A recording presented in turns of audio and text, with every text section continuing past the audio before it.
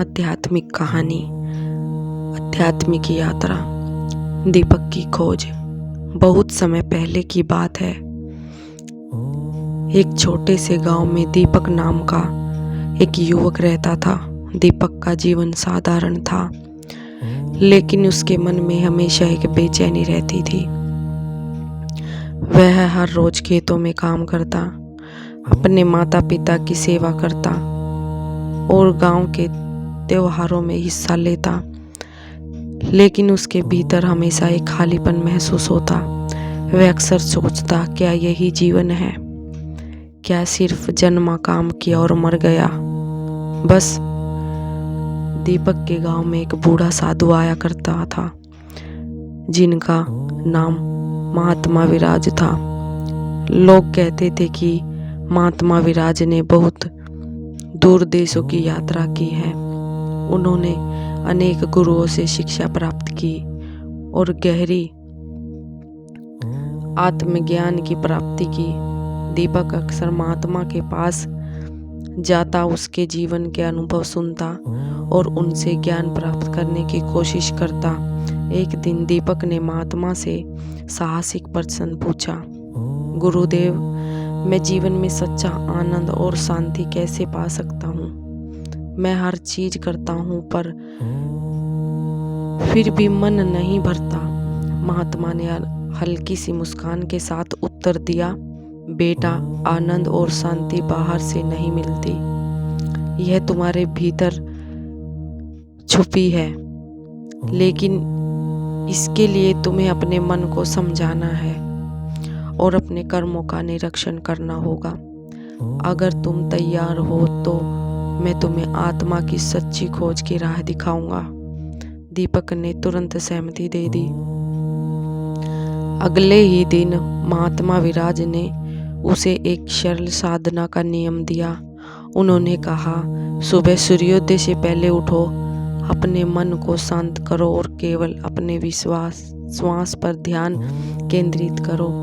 दिन भर मैं जो भी कर्म करूं उसे निस्वार्थ भाव से करो और रात को ध्यान में बैठो, अपने भीतर की आवाज सुनो। शुरुआत में दीपक के लिए यह सब आसान नहीं था। उसका मन बार बार विचलित होता, पुराने विचार और चिंता उसे घेर लेते, लेकिन उसने हार नहीं मानी। धीरे धीरे कई महीनों की साधना के बाद दीपक ने अपने मन के भीतर एक अजीब सी शांति महसूस करनी शुरू कर दी। एक दिन ध्यान करते समय दीपक को ऐसा अनुभव हुआ जैसे उसकी आत्मा को एक नए आयाम में प्रवेश मिल गया हो। उसने देखा कि उसके जीवन के प्रत्येक कर्म, चाहे वह छोटे छोटे कार्य हों, जैसे माता पिता की सेवा, खेत में काम करना या गांव में किसी की मदद करना, सब में एक अदृश्य ऊर्जा बह रही है। उसने समझा कि कर्म ही आत्मा का भोजन है और उनके माध्यम से ही मानव अपने भीतर दिव्यता का अनुभव कर सकता है। दीपक ने महात्मा से यह अनुभव साझा किया। महात्मा ने उसे गहराई से देखा और कहा, बेटा, तुमने समझ लिया कि जीवन केवल भौतिक सुखों का पालन नहीं है। जब तुम अपने कर्मों में निस्वार्थ भाव और भक्ति जोड़ते हो तो तुम्हारी आत्मा जागृत होती है। यह आध्यात्मिक यात्रा का मार्ग है। दीपक ने अगले साल अपने जीवन को पूरी तरह से इस साधना और सेवा में समर्पित कर दिया। वह गांव में अन्नदान, शिक्षा और लोगों की मदद करने लगा। वह अपने आस पास के लोगों को भी यह समझाने लगा कि सच्चा सुख बाहर नहीं है, भीतर छुपा है। समय के साथ दीपक की ख्याति दूर दूर तक फैल गई। लोग उसे मार्गदर्शन लेने आते, लेकिन दीपक ने उसे अहंकार नहीं किया। वह हमेशा कहता, मैं केवल एक साधक हूँ। यह सब ईश्वर की इच्छा, कृपा और साधना के माध्यम से संभव हुआ है। एक बार दीपक ने अपने भीतर यह अनुभूति पाई कि मृत्यु भी अंत नहीं है। जीवन और मृत्यु केवल चेतना के विभिन्न रूप हैं। आत्मा अमर है और यात्रा निरंतर है। यह अनुभव उसे अतीत की पीड़ा और भविष्य की चिंता से मुक्त कर दिया। दीपक अब हर क्षण जीवन को पूरी तरह जीने लगा। हर व्यक्ति, हर प्राणी में ईश्वर की पहचान करने लगा। वर्षों बाद दीपक ने महात्मा विराज के समक्ष कहा, गुरुदेव, अब मैं समझ गया हूँ, जीवन केवल काम और कर्म ही नहीं है, यह प्रेम, ध्यान, आत्मा की पहचान का साधन है। मैं अब अपने भीतर की शांति और दिव्यता को महसूस करता हूँ। महात्मा ने मुस्कुराते हुए कहा, सच्चाई यह है कि यह मार्ग कठिन है, लेकिन जो इसे समझ लेता है वह मृत्यु और जन्म के चक्र से मुक्त हो जाता है। तुमने अपने कर्मों और साधना से यह सच्चाई जान ली है। दीपक की कहानी आज भी गांव में लोगों को प्रेरित करती है।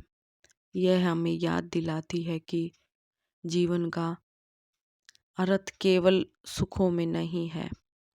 हर व्यक्ति में अपने भीतर की आत्मा की दिव्यता को पहचानने की क्षमता है।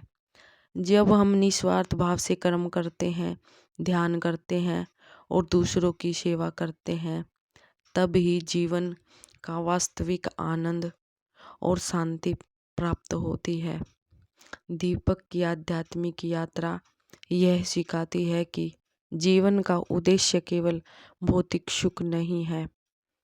ध्यान और साधना के माध्यम से हम अपने भीतर की शांति पा सकते हैं। निस्वार्थ कर्म और सेवा से आत्मा का विकास होता है। मृत्यु और जन्म केवल चेतना के रूप में है। आत्मा अमर है। सच्ची खुशी भीतर छुपी है। उसे खोजने का प्रयास हमें जीवन का सार समझाता है।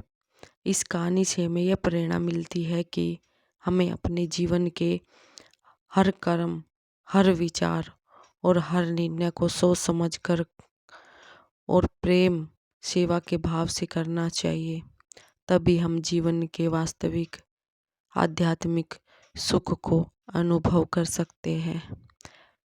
बोलो राधे राधे।